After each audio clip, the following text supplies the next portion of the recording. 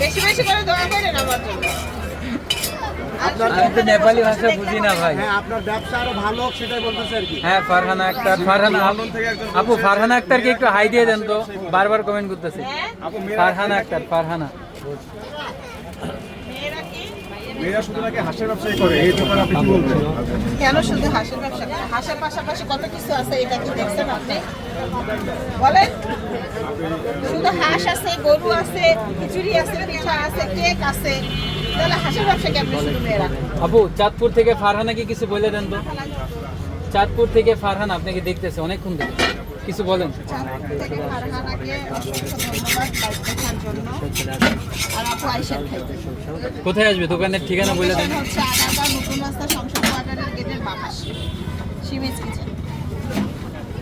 ফারহানা, আপনাকে কমেন্ট করার জন্য ধন্যবাদ। অনেকে আপু সংসদ ভবনে চলে যায়, সেক্ষেত্রে কি বলবেন? সংসদ ভবন না, সংসদ কোয়ার্টার।